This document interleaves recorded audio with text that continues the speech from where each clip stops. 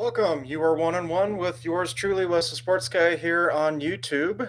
Um, Coming to you live. It's now time to get back into some kind of normalcy here with the Major League Baseball preview. Um, Coming to you live, I should say. Now, before I get into everything, I hope you are doing okay. I hope all is well. And I would just like to say thank you for tuning in. And if you aren't watching this live, there will be an opportunity to watch it, archived later on here on this channel. As always, subscribe, comment, hit the like button, hit that notification bell too, I should say. That's another important part for the channel. But all in all, I'm happy that you're here. I'm happy that you can take some time out of your day to talk some baseball. Let's get right into it. And originally, I would have liked to have shown you what I'm looking at, but with the way YouTube works and the program that I was experimenting with this week, just wasn't in the cards. It's not fair to me. It's not fair to you to give you something that is kind of half-assed, to put it lightly. So just to get that out of the way right now, I wish I could show you my screen and kind of go through some things, but that's not the case this time. But again, that's going to be towards the future when I consider doing more live streams. But with this one, this is going to be so packed in. Can't really do it in little bits. I'd rather just do it as a live stream and then have it archived later here on the channel. But again, thank you for tuning in. If you also want to chat, there's the YouTube chat here as well. If you want to hit me up on Twitter, I've got that going right now. You can use that hashtag one-on-one-Wes. That is the numbers one, the word on, and the other number one, same one, I should say.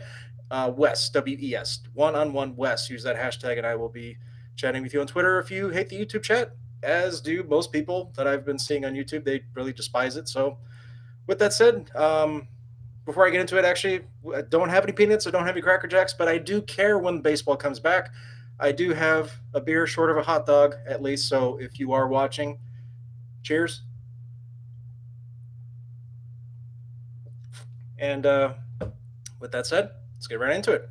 The American League East. So you got the 5 teams with the Yankees, the Rays, the Blue Jays, the Red Sox, and the Baltimore Orioles. Looking at who's probably going to win this division, not easily, but I think they're going to get it, with at least 100 wins, 105 wins.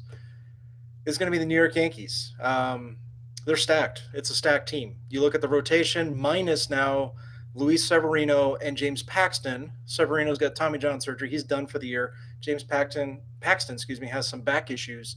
It was looking like he was going to miss probably the first 2 to 3 months of the season. He was going to come back sometime in the summer.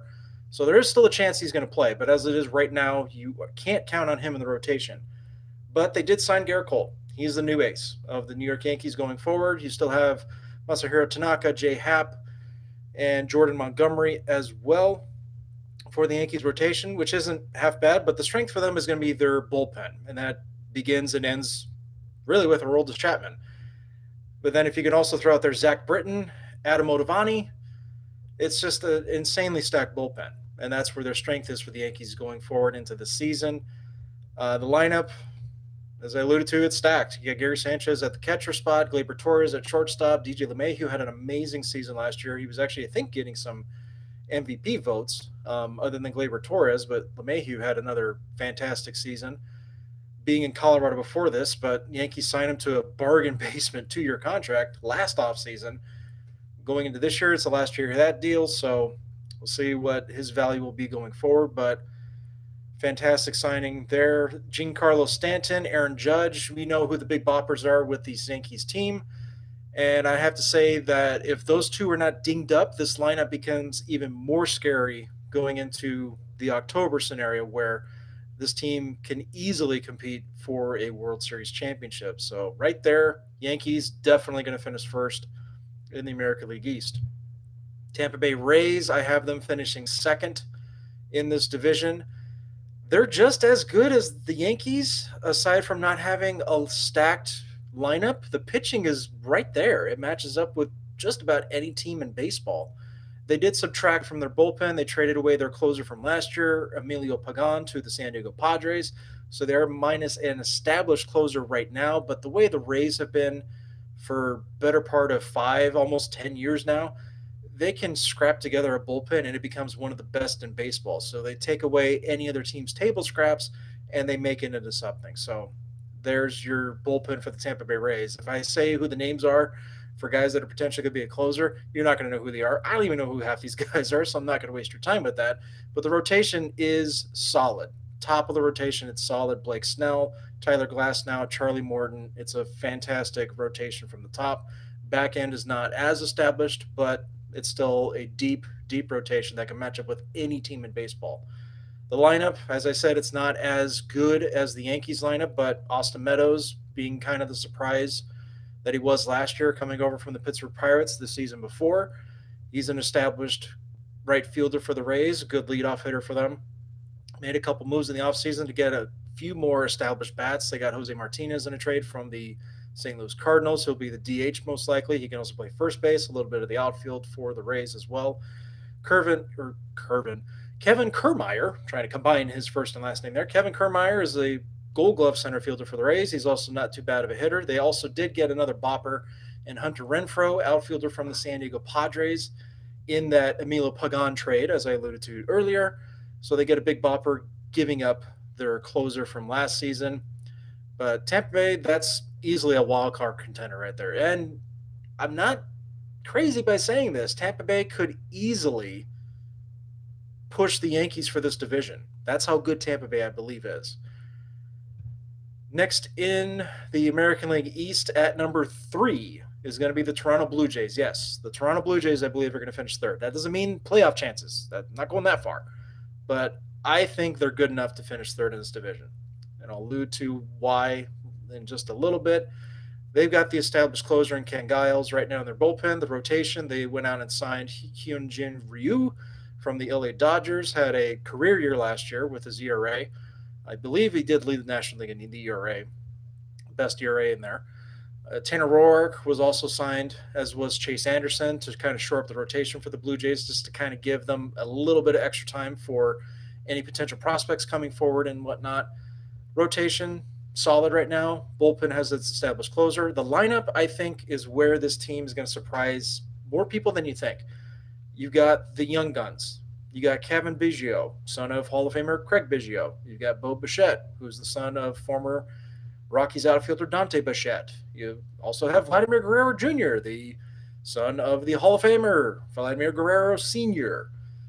Those three right there, I think, are just going to tear up Major League Baseball coming into the season. It's not even going to be close. I expect big things out of them. Gurriel Jr., I believe it's Laureatis. If I'm mispronouncing the name, sorry, but Gurriel Jr. is also one of the big boppers. Young, talented hitter for the Blue Jays. Randall Grichuk kind of protects them a little bit there. They did bring in Travis Shaw to be a first baseman after kind of being bounced around between third base, second base, and whatnot with the Milwaukee Brewers. So you got some protection there at the bottom end of the lineup. But it's really the young players with Toronto. That's what I'm excited to see. I cannot wait to see this team get in action. Now, the fourth team in the AL East, this is the reason why I've got Toronto being third. Fourth now is the Boston Red Sox. Why do I have Boston being fourth? I think if Chris Sale had not been lost to Tommy John surgery for the season, I still would put Boston here at number 4. Why? Because after Chris Sale in that rotation, there's almost next to nothing. Sure, you've got Eduardo Rodriguez, Nathan Eovaldi, but Eovaldi had a terrible year last year. Eduardo Rodriguez is not considered a frontline type of starting pitcher, and now he's considered the ace for this team going into the season, with Sale now being sidelined for the rest of the year. They did get Alex Verdugo in a trade from the Dodgers for Mookie Betts, but also just saying it there, they lost Mookie Betts. You lost a former AL MVP in the offseason. You still got Andrew Benintendi, Jackie Bradley Jr. In the outfield, Xander Bogaerts, Rafael Devers. It's a stacked lineup, and it's going to be scoring a buttload of runs. They play in Fenway Park half the season. It's going to be a very, very good offense going forward. But the pitching is going to get kind of piecemealed, unfortunately. The starting rotation, the bullpen kind of has some established pieces at the back end of it, but all in all, it's still as bad as it was last year. It's not great. This year, sorry, Boston, it's not even going to be top 3. You're going to finish 4th, in my opinion. Baltimore Orioles Going to be the bottom dweller once again. And this, it's kind of what was expected how many years ago now? 4, almost 5 years ago now, where they were going to need to start just doing a big fire sale. They needed to do it, and it's happening right now. With the excuse me, just adjusting the mic here, because if you're hearing some background noise, that's because I've got another computer that's not the one I'm using right now to do the stream, but another computer that's doing some heavy lifting right now, let's just say. So sorry if you're hearing that in the background. But going on with the Orioles, you've got pretty good established players coming in right now to their own. Trey Mancini's been there forever. It seems like he's their best player right now. Hanser Alberto, second baseman. Good hitters, good players all the way around. You still have Chris Davis, unfortunately, with that massive contract. But all in all, it's a sneaky good lineup. It can surprise some teams going into the year, as they did last year, even though they were bottom dwellers. They did sneak up on some people. But really, where the growing pains are going to be is going to be in the pitching. Starting rotation, aside from John Means, who was a AL Rookie of the Year contender last year, it's not much. You have nothing really to be happy about there in Baltimore. And the bullpen, okay, Hunter Harvey looked like he's got a good future there in the bullpen, but other than that, it's not a good bullpen right now. And yeah, Baltimore, sorry, but you're looking at another year in the cellar, unfortunately. So bear with me. Use that hashtag #OneOnOneWest. Going to move on to the next division here. Going to be the AL Central as I get things in order.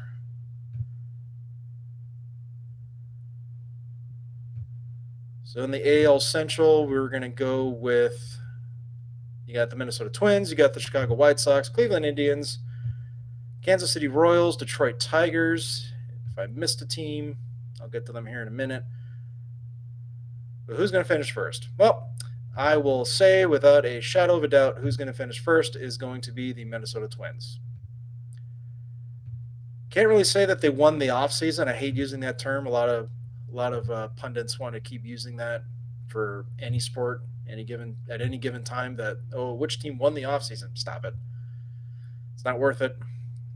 But if I were to look at who had the best acquisition in this division, sorry, I'm going to take a little swig here.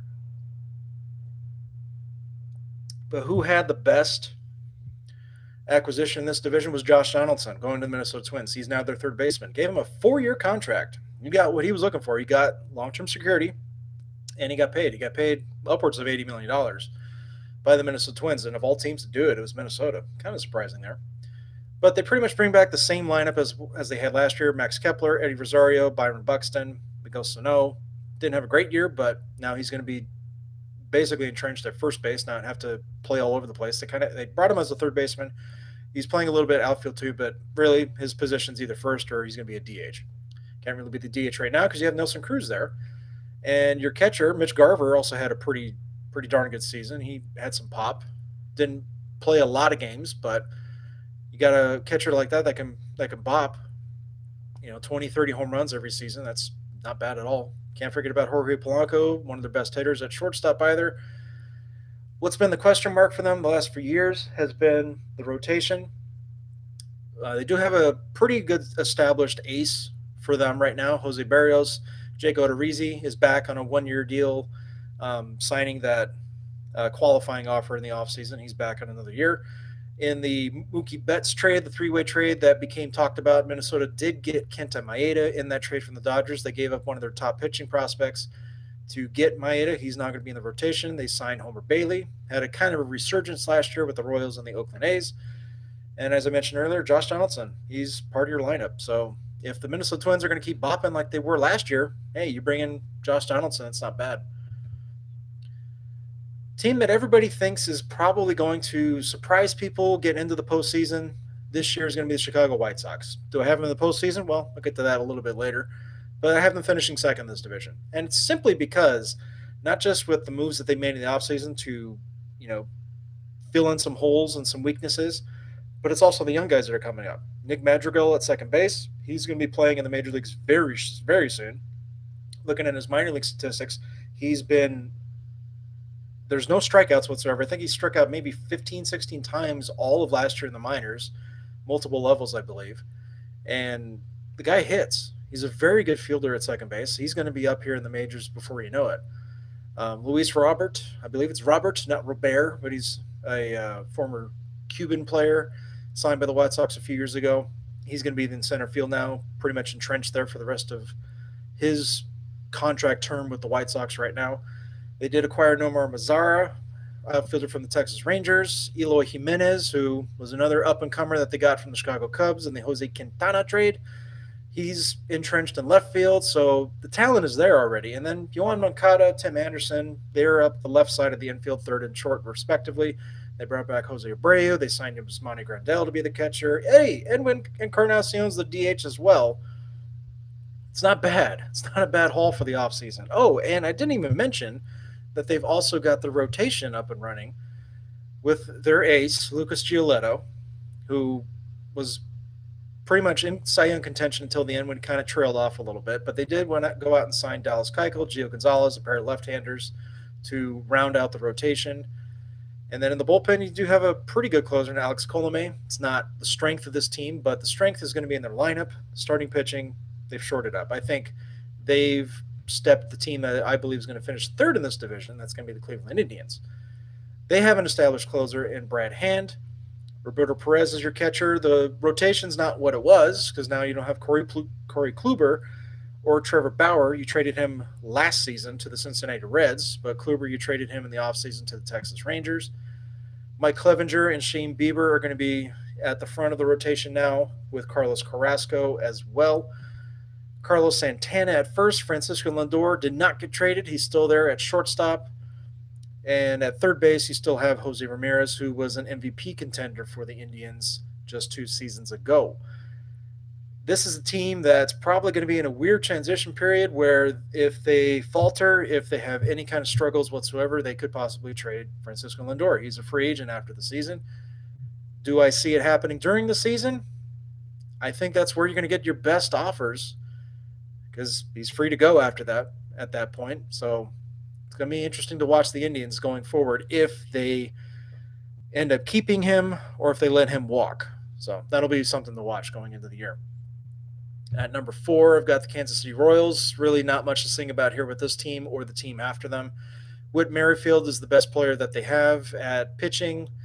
Ian Kennedy is their closer. That's, I would say, their best pitcher right now. They have a couple good starting pitchers, but outside of Whit Merrifield and Jorge Soler, who had a career year last year, I believe he led the American League, if not the majors in home runs, but I think it was just the American League in home runs last year as their DH. But that doesn't say that you're much better than the Detroit Tigers, who I have finishing dead last. And they still have Miguel Cabrera as a name. They did go out and they signed C.J. Cron, Jonathan Scope at first and second base, respectively. Starting pitching, next to nothing after Matthew Boyd. Everything else is kind of just a dumpster heap. Bullpens piecemeal, just a lot of empty parts all the way around on the diamond for the Tigers. And that's how I have them finishing dead last once again. Going to be getting ready for the American League West. Keep using that hashtag #OneOnOneWest on Twitter and also here on the channel. Thank you once again for subscribing, liking, hitting that bell, all that good stuff.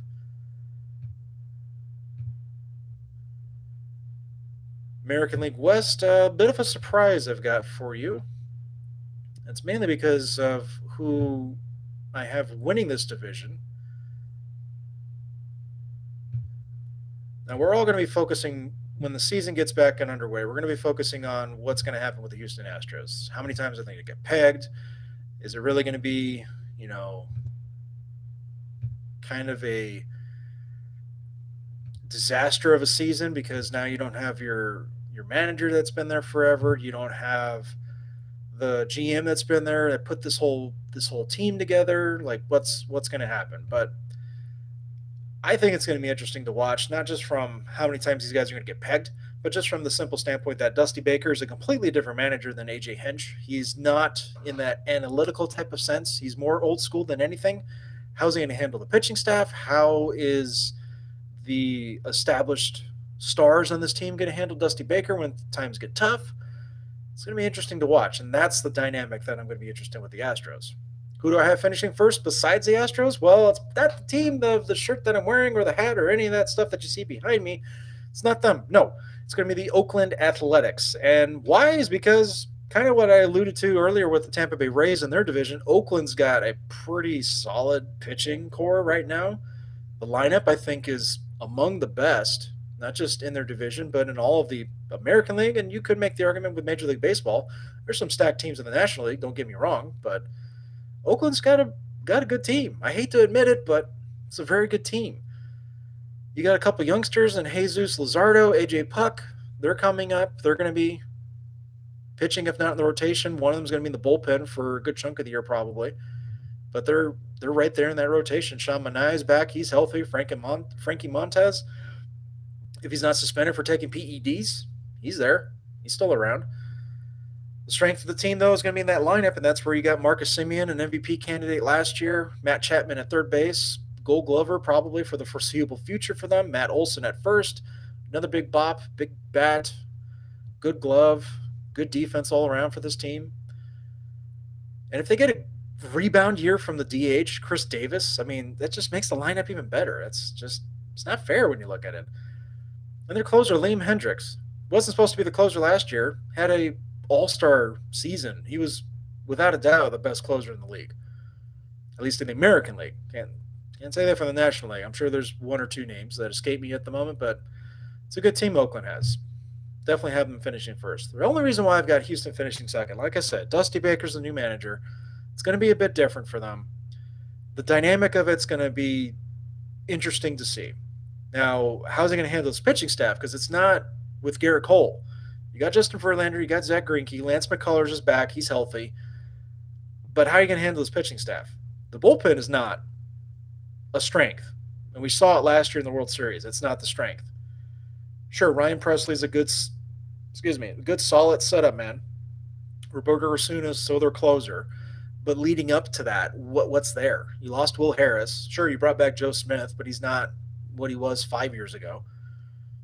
The lineup is stacked, though. So if there's one saving grace for the Astros, it's still the lineup is just insanely stacked, top to bottom.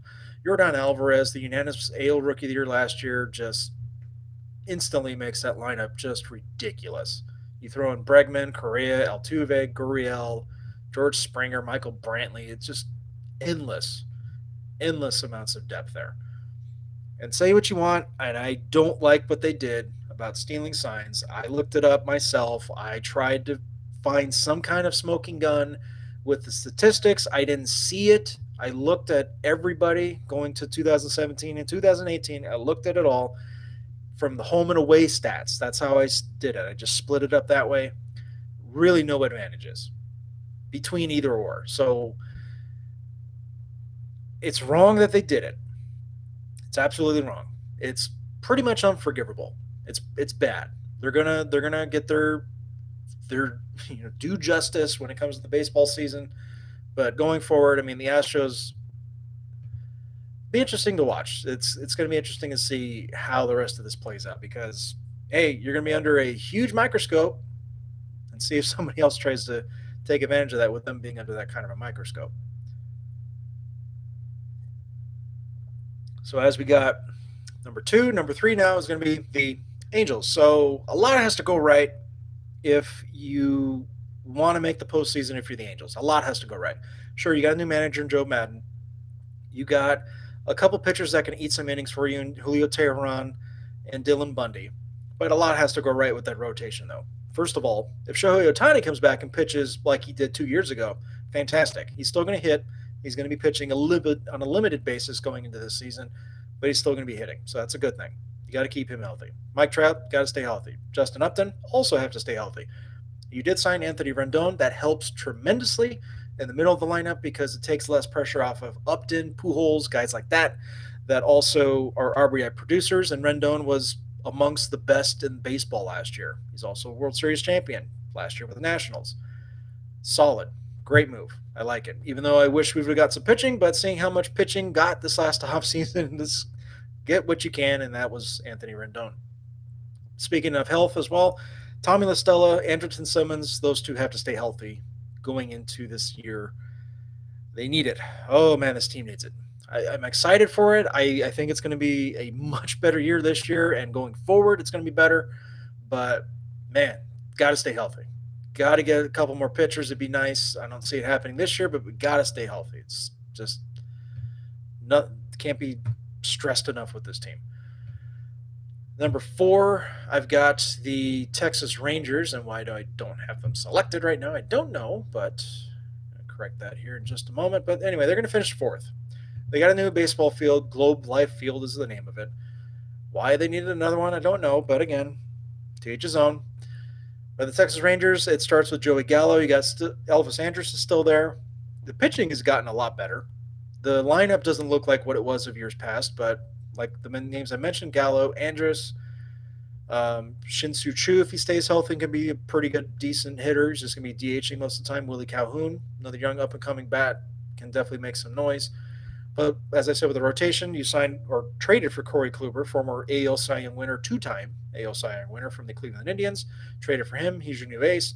You also signed Kyle Gibson and Jordan Lyles. That's not frontline starters, but that's good depth, and that gives you the back end short up to go along with Mike Minor and Lance Lynn, your previous free agent acquisitions, who had pretty damn good years for the Rangers last year. It's a solid team. It's a good building blocks going forward. If Kluber can go back to what he was with the Cleveland Indians, then hey, that's a win-win for the Rangers. That's the way they look at it. And finishing fifth, kind of like what I was talking about with the Detroit Tigers, not a lot to say with the Seattle Mariners other than they have a lot of speed. They have a lot of speed. Malik Smith, I believe, led the American League in stolen bases last year. He's still there entrenched in center field. Shed Long Jr. can steal some bases. Kyle Lewis, a couple young players that are coming in, second and left field respectively. J.P. Crawford there. Kyle Seager, the veteran of the group. Daniel Vogelbach was their best power hitter last year. Not best strictly hitter, but power hitter. He's definitely got it. And you've got a pretty good catcher in Tom Murphy now. If the bat and everything else can still come together, because he had some promising stats going into last season. So the future is looking good, other than when I see the rotation after Marco Gonzalez, it's not great rotations to be desired somewhat. So that's how you have it for the American League West. Oh, if this thing would just cooperate. So let's go to the National League East here. Let's see what we got. All right, we did them. Everybody's saying the National League East. This is going to be the division that's probably going to be the toughest going into the 2020 season. And yeah, it's hard to disagree with it.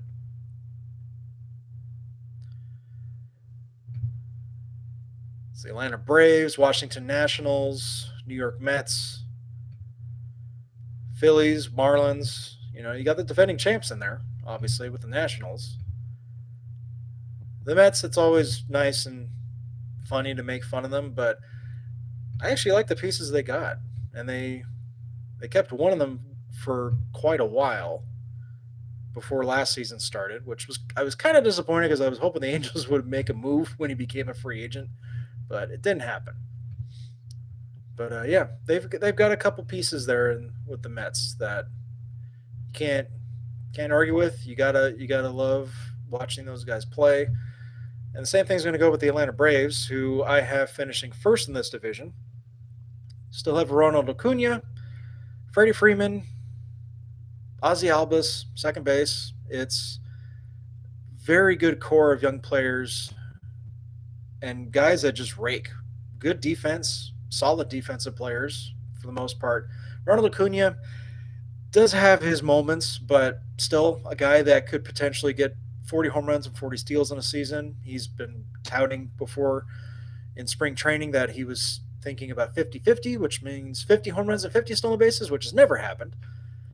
Be incredible to see that happen. But if there's one guy that could do it, sure, yeah, he could do it. Mike Trout's another guy that could do it too, but I don't see it happening ever. That's the reason why it's never happened. But they did sign Marcell Ozuna in the offseason, who was with the St. Louis Cardinals last season. That was a big bat for them. And now he's with the Atlanta Braves. So that just adds to what they did lose with Josh Donaldson leaving as a free agent. But with Ozuna now, it kind of replenishes that, doesn't lose anything for you there. Rotation is still solid. It's a good, solid young group. Soroka, Fultonjevich, Freed. They did sign Cole Hamels to a 1 year deal, kind of like when they brought in Dallas Keuchel in the middle of last season, but this is different because you brought Cole Hamels in right away. Pretty much, I think it was the first major signing they did in the offseason was get Cole Hamels. Mark Melanson, they did sign Will Smith, lefty in the bullpen, to kind of be a duo there when it comes to closing for the Braves. So pitching is solid, plenty of depth. The lineup is just another stacked lineup. I'm not going to put it as the upper echelon in the entire Major League Baseball, but in the National League, it certainly is worthy of mentioning how stacked it is. Number 2, I'm going to have the defending champions, the Washington Nationals, when you still have a rotation of Max Scherzer, Steven Strasburg, Patrick Corbin, rounding it out with Anibal Sanchez and Joe Ross. It's good.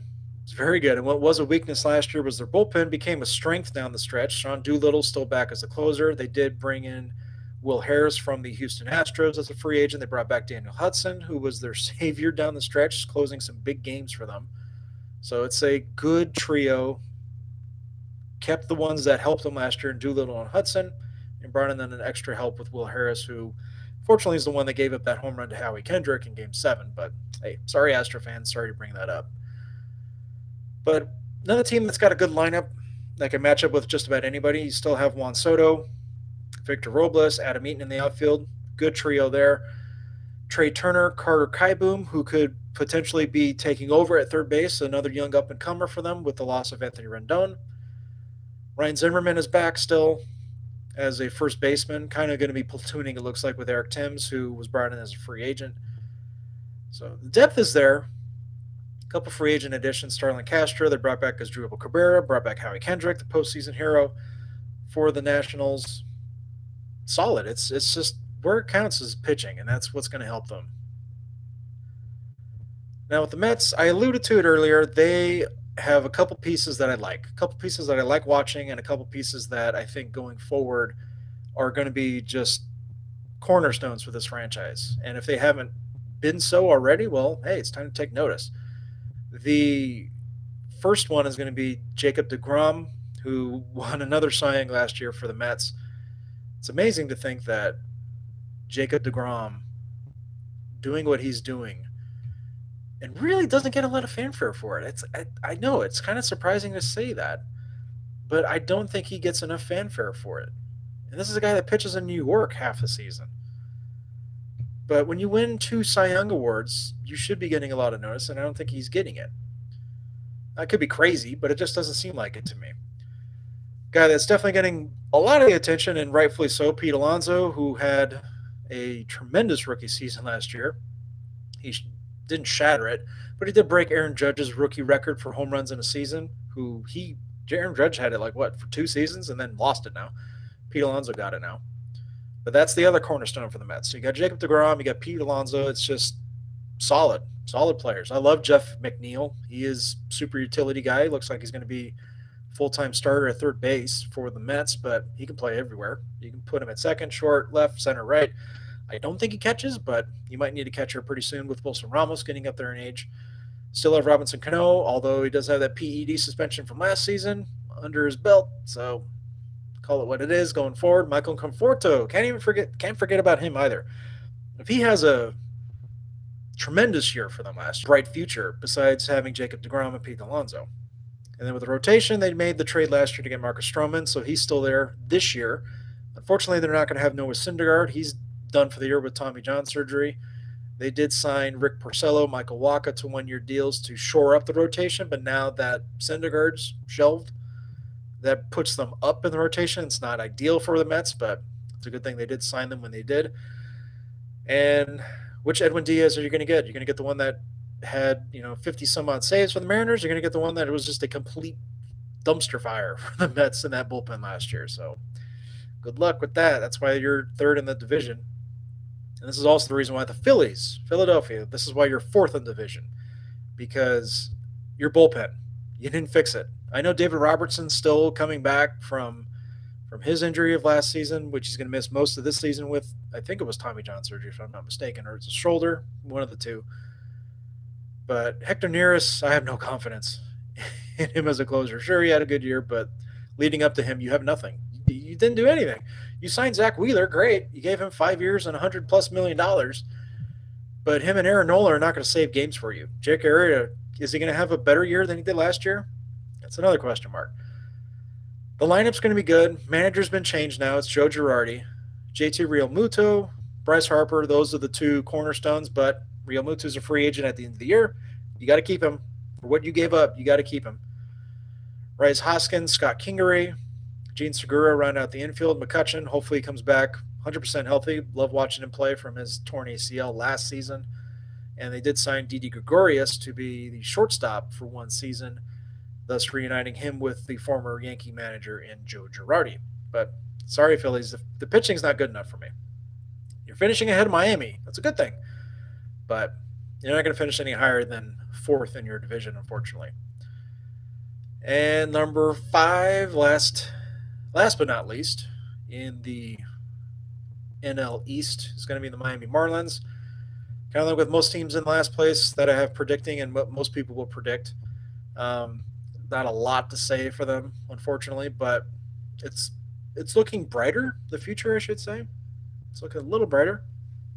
You did trade for Jonathan Villar from the Baltimore Orioles, who was their best player most of last season, besides Trey Mancini. You do have a good cornerstone in right field and Brian Anderson on this team. They did go out and get Jesus Aguilar at first base. He did bop about 30, 35 home runs 2 years ago for the Milwaukee Brewers. Jorge Alfaro, who you got in a trade for JT Realmuto from the Phillies. That's very solid catcher. The bullpen's kind of it's a toss-up between who's going to be the closer there. And then when it comes to the rotation, Sandy Alcantara was your lone all-star last year. And Caleb Smith is another solid starter there, but it's still up and coming. You got to get a couple more pieces in there, a few top prospects, and hey, you could have something. But as it stands right now, you're going to finish dead last. It's just the way it is, Miami. It's the way it is with Derek Jeter, who's going to be going to the Hall of Fame later this year for the New York Yankees. I almost said Miami Marlins. No, he didn't play for the Marlins. So now the NL Central. And again, bear with me, just getting this set up. Could keep you somewhat entertained if I could get that on the screen, but again, that'll be coming in the future for other live streams. Couldn't do it now. Didn't want to give it to you half-baked. No pun intended there. First in the National League Central, I've got the St. Louis Cardinals. Now, this was a team that surprised a lot of people. They made it to the postseason, but they ended up getting swept in the NLCS by the eventual champion, Washington Nationals. It's a solid lineup. Not much has changed other than they lost Marcell Ozuna, but they can replace him with Tyler O'Neill in left field. Still have Harrison Bader in center, Dexter Fowler in right. Paul Goldschmidt, still a mainstay at first. They did give him an extension after trading for him last season. Yadier Molina still there as your catcher. Paul DeJong, Tommy Edman, surprise utility man. He's probably going to be the third baseman with Matt Carpenter and his struggles last year, but it's good depth. They can just plug holes whenever they have them. It's just an amazing thing to watch with the Cardinals. The bullpen, lots of options. Andrew Miller's still there. Giovanni Gallegos, also a good back end of that bullpen. Rotation's where the strength is for the team, though. Jack Flaherty had an insane second half. I think his ERA was sub 1.2, if not lower than that. It might have been like sub 1 ERA for the entire second half of the Cardinals. It was just an insane ERA. He's back. He's your ace. Dakota Hudson, Miles Mikolas, Adam Wainwright is back as well. If Carlos Martinez is hurt at all with his shoulder injury that he's having issues with, that's going to be kind of a setback for the Cardinals this season. But it's, again, a crowning achievement for this team to have this kind of depth. It's amazing to watch. Kind of like with the Chicago White Sox in the AL Central, the NL Central, we've got the Cincinnati Reds. Now, is this a team that's going to make the postseason? They're certainly going to be involved with it. Finishing second in this division, they're going to be right there in the thick of it. Now, the reason why I've got them in there is because they've made some pretty big additions. You signed Mike Moustakas, you signed Nick Castellanos to 4-year deals. You're going to be committed to winning with these guys in there. Joey Votto is going to be the key, though. If he can get back to his all-star potential that I know he is and can be, and he would say it firsthand himself as well. That's just the kind of guy he is. They will be a playoff team and probably win the division easily if you can get Joey Votto back to what he can be. Eugenio Suarez at third base is their big bopper. That's an RBI guy. He's got to stay healthy too. He's kind of banged up going into spring training this year, but he should be healthy by the time the season gets underway. And then with Nick Senzel, who was among their top prospects for about 2-3 years at least, made his debut last year. He's proving that he is definitely worth the hype. He's worth it, no doubt about it. Bullpen-wise, Raisel Iglesias is your closer for the Reds. Solid one. If he hasn't been an all-star, it's a shame, but he certainly is worthy of it. And then with the rotation, they shorted up last year getting Sonny Gray as a free agent. They traded for Trevor Bauer, so you've got that lined up with Luis Castillo, who's your ace right now. And they also signed Wade Miley in the offseason, left-hander from the formerly Milwaukee Brewers and then Houston Astros last season. So with the moves that they made, I mean, this is a team that's got pretty good depth going into the year. And if one guy gets hurt or if one struggles, then they can kind of just make a patchwork out of it. And third will be the Chicago Cubs. Now, they could easily be second. Easily. If, kind of with a few other teams that I mentioned before, everything has to go right. So your rotation got another year older. John Lester, Yu Darvish, Kyle Hendricks, Jose Quintana is still relatively young, but it's not going to be there forever. But the rotation got another year older. The bullpen, sure, you got a full offseason with Craig Kimbrell. You gave him a 3-year deal in the middle of last season. That wasn't looked on very well by most Cub fans and most baseball fans in general. That was a disaster. But if you get a full offseason with him, he's an all-star. He's probably a future Hall of Famer with the way his track record is. So you've got something there to fix the bullpen, the back end of it. But leading up to him, you gotta figure that out fast. And then you still have Anthony Rizzo at first. You still have Chris Davis at third. You still have Javier Baez at shortstop. Yes, there's the question mark of whether you're going to keep Baez or Bryant long-term. Can you keep them both long-term? Along with Kyle Schwarber in left field, can you keep this together? Wilson Contreras is your catcher. I mean, the lineup is stacked. Yes, Jason Hayward's not worth that contract, but did have a better year. That was probably his best season since he signed that contract with the Cubs. But as I alluded to, everything has to go right. You have to have guys have the kinds of seasons that we're used to seeing, and that pitching staff needs to just keep it consistent. They can't have a blow up anywhere, especially in the bullpen. That's the real key there. Do I see it? No. I see the Cubs bullpen not being a disaster like it was last season, but it's not going to be good. Fourth, I've got the Milwaukee Brewers. Christian Yelich should be healthy, should be back 100% after a broken bone. I believe it was a shin bone, if I'm not mistaken, but unfortunately missed the last month of the season for the Brewers last year. And that, sure, you could make the argument that was the difference between them possibly beating the Washington Nationals or not. But again, I'm not going to harp on that play. History is history now. You still have Lorenzo Cain. They signed Avisail Garcia. He was playing for the Tampa Bay Rays last year. Had a pretty good year. Ryan Braun's going to be over at first base. You still have Keston Hiura, I believe is how you pronounce that name. He's at second base. He was a highly touted prospect. He made his debut last year. Why do I have Milwaukee finishing fourth? It's because of the rotation. And it starts with Brandon Woodruff at the top. He's a good pitcher. No disrespect to anybody else after that. That is not a rotation I have any confidence in. Sorry. Bullpen looks good. Josh Hader, sure, he can bounce back. He can have the kinds of years he's been having. Not as good last year, still all-star worthy, but man, that rotation, that's the reason why you guys are fourth. I like some of the lineup. I like what you have, but man, it's just not promising. Pittsburgh Pirates, you're going to finish fifth. Now, you have a couple pieces to build on. You've got Josh Bell at first base. You've got Brett Reynolds in left field, or Brian Reynolds, excuse me, not Brett. Still starts with a B. two pieces you can definitely build around. Gregory Polanco, he is that good of a player, but he needs to stay healthy. He needs to get back into the thick of things. Kevin Newman's a good shortstop. Adam Frazier's a good second baseman. I think they've got some decent pop there as well.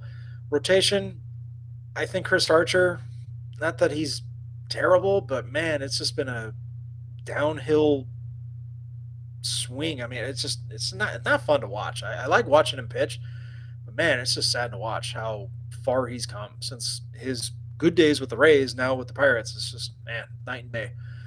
But Joe Musgrove, Trevor Williams, those are two good starting pitchers for the Pirates to build on. The rest of it's going to be kind of piecemeal together. The bullpen's not great. Kyle Crick's a good setup man. Keona Kelly, or Kella, if that's how you pronounce it, that's going to be your closer probably. Not ideal. Not the best, which is easily why I've got these guys finishing fifth in their division. Now, the NL West, kind of predictable, especially at the bottom. Little mixed it up just a little bit between 3 and 5, or 3 and 4 actually. 5 is pretty obvious, but mixing up between 3 and 4 here. And we all know who's going to finish first. And no, it's not the Arizona Diamondbacks. It's going to be the LA Dodgers. Everybody knows it's going to be the Dodgers. When you get a former AL MVP, Mookie Betts, and you pair him with the recent NL MVP in Cody Bellinger, yeah, I think it's a good start. It's a very good start. Gavin Lux, you're bringing up your top prospect. He's going to be at second base now. Max Muncy's your first baseman. Good pop there. Corey Seager's your shortstop still. Justin Turner, yeah, he's getting up there in age. They were willing to move him to first base if they got Anthony Rendon, which could you imagine if this team signed Anthony Rendon and still made the trade for Mookie Betts? That's just hard to imagine right now, but it's possible. Could have happened. The Dodgers bullpen, that was their Achilles heel last year. They still have Joe Kelly. They still have Kenley Jansen. That's your back end. They signed Blake Trinan, who was a former All-Star with the Oakland A's. If he can get back to that All-Star form, yes, that definitely helps your 7th and 8th innings going into Jansen, or he could spill Jansen at times and still be a closer. But he's got to get back to that form. That's the key for the Dodgers and that bullpen. But that's all they did. They didn't do anything else. Okay, you also got David Price and the Mookie Betts trade, but your rotation wasn't the weakness. It was the bullpen. They didn't do much with it. But again, Kershaw, Walker Buehler, David Price in the bullpen, Julio Urias, Alex Wood, solid rotation. This team's going to just score runs in bunches. It's not even going to be fair. But Dodgers, you're number 1, NL West. Arizona Diamondbacks, I got you finishing second. You made some good moves. You traded for Starling Marte from the Pittsburgh Pirates. You signed Cole Calhoun, who is a major fan favorite here for the Angels. Ketel Marte is going to be entrenched now at second base instead of doing the back and forth between second and center with Starling Marte. No relation between those two. Eduardo Escobar is one of your best hitters. He's entrenched at third base, and he's also signed an extension within the last year, I believe. I think either this offseason or just during last season, I should say. You did sign Madison Bumgarner, so you got a division rival, and their ace, you got him, signed him to a 5-year deal to go along with Robbie Ray, Mike Leake, Luke Weaver, Zach Gallen. It's a solid rotation. I like it. Bullpen's not great, but Archie Bradley as your closer is better than what it was last year. Bradley just needs to get back to what he can be as a setup guy and just kind of translate that into being the closer. But other than that, I like everything that Arizona's done in the offseason. It's a solid team. Could be a wild card team. You never know. San Diego Padres, I've got you guys finishing third, and it's mainly because of the young influx of talent that you've got, not just in your rotation that you're coming in with Chris Paddock as your ace. Garrett Richards is now going to be in your rotation. He's fully healthy from his Tommy John surgery from 2 years ago now. Your bullpen is solid. I mean, Kirby Yates is your closer, underrated. Emilio Pagan, you got him in a trade from the Rays. That's another potential closer, but he's going to be a mostly setup guy for you. You also signed Drew Pomeranz to be in your bullpen to be a setup guy. Could be long relief at times too, but mostly setup. So it's, again, solid bullpen. It's better than the Dodgers, no doubt about it. You still have Eric Hosmer. You still have Manny Machado, Will Myers. You tried to trade Will Myers somehow to get Mookie Betts or David Price or some combination of it. Didn't happen, but you still have him. Tommy Pham, you traded to get him from the Tampa Bay Rays. Solid addition. He's a very good hitter, good outfielder. Fernando Tatis Jr. is your shortstop going forward, even though you signed Manny Machado to be the shortstop. But hey, game recognized game. Machado loves Tatis and vice versa. It's a good combination. You also traded for Jurickson Profar from the Oakland A's, shoring up second base. I like it. I like this team. I like them more than the Colorado Rockies, and that's not a knock on the Rockies with their lineup. Their lineup is just as good if they can get back to what they can be. Trevor Story, Nolan Arenado are going to do their thing. Charlie Blackmon, you got to get back to that all-star form. I mean, I know you're getting up there in age, but you got to get back to it. David Dahl, I think, is a future all-star. I think he's just a fantastic hitter. Going to be in center field for them. Daniel Murphy, that's a key there at first base. You got to be what you were for the Mets, Nationals for a period. You got to be better. But the rotation, Herman Marquez, John Gray, Kyle Freeland. After that, man, it's up in the air. I don't know. It's not looking good. Colorado, that pitching's not looking good. And, of course, closer, you got Scott Oberg, Wade Davis. Looks like they're going to be kind of sharing it a little bit there. Wade Davis was just a disaster last year. Scott Oberg was kind of a saving grace, but still, the pitching's just more piecemeal than anything right now. And the only team worse than them is going to be the San Francisco Giants, finishing fifth. Sure, you still got Brandon Crawford, Evan Longoria, Buster Posey, Brandon Belt. A couple namesakes there. Johnny Cueto's your ace now that you don't have Madison Bumgarner anymore. Tony Watson's a solid closer, but, man, the names are few and far between. This lineup is going to be shaky at best. Not very good. So, as it stands, who do I have in the postseason? National League. Well, we got the Dodgers finishing first. You got the Cardinals finishing first, and you got the Braves finishing first. So there's your three in the National League. Wildcard teams. Let's go with Nationals, defending champs, and I'm going to say the Diamondbacks, not the Reds. So as it stands for the National League, postseason, NLCS, who do I have in the NLCS? Well, it's probably going to be the Dodgers again. Wouldn't be surprised. If I had to say it right now, I'd probably say Braves and the Dodgers. I think the Braves lineup and the pitching is going to be better than it was last year. That what happened to them in Game 5 against the Cardinals, that's not going to be a repeat. It's not going to happen again. So I'd say Braves, Dodgers, and I hate to say it again, but probably the Dodgers again in the World Series. If you're going to hold me to it, that's probably what it's going to be. But I will be putting stuff together for WesTheSportsGuy.com. I did not mention it earlier, but I will mention it now, WesTheSportsGuy.com. Bookmark that website. I will be having more in-depth previews posted there besides this that you get here on the channel. It's going to be archived for you. Again, thank you for tuning in. Appreciate you checking and watching as much as you possibly can during these times. It's greatly appreciated.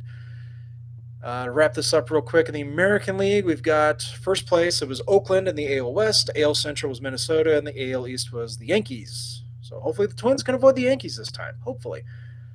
That's the running joke going around now in baseball. With the wildcard teams, I've got the Tampa Bay Rays getting one of them, and the other wildcard team will be the Houston Astros, not the White Sox. If you're going to put it to me right now, ALCS, probably going to go out on a limb, and I will say it'll be the Rays. Because I'm also taking into account teams making moves during the season. I'm thinking some of these teams are going to make some moves to just kind of jump in and try to get ahead of some of these teams. Go, especially when it's October baseball. We gotta get those pieces in place for it. But I'm going to say the Rays will be in the ALCS, and they will be playing the Houston Astros. Actually, no, they can't because they're wildcard teams. What are they thinking? Scratch that. Tampa Bay Rays. They will be playing the New York Yankees in the ALCS. I said Dodgers, if you're going to hold me to it right now, Dodgers in the World Series. Yankees in the World Series. I hate it. I don't like it. But as I look at it right now, it's not set in stone, so this will probably change on those previews at WesTheSportsGuy.com. But I had to be, put up to it, it's going to be Dodgers and Yankees in the World Series. And yeah, I kind of hate myself for doing it, but hey, it is what it is. So, oh man. So anyway, to end this, thank you again for tuning in. Keep using that hashtag one-on-one-Wes. Spelled it out for you. The numbers, obviously, one-on-one, Wes, W-E-S. Bookmark WesTheSportsGuy.com. Follow me on all the social media stuff as well. Going forward, probably until things can get back to live sports, I'll be doing some kind of debate episodes where I'll give you my top 5 of, this position in the NBA or this player in hockey or something like that. Football, baseball, whatever it is. I'll kind of do some debate episodes going forward with this. Also looking into doing podcasts. So if you prefer to listen rather than see this mug, you can subscribe to some podcasts, but I will be working on that here in the very, very near future. I will be sharing that information to you on all the social media, so follow me there. Go to westhesportsguy.com. Can't stress that enough. Bookmark that site. Thank you for watching. Subscribe, hit that bell for any of the latest videos, notifications, all that good stuff. Thank you. Be safe. God bless, and I will see you next time.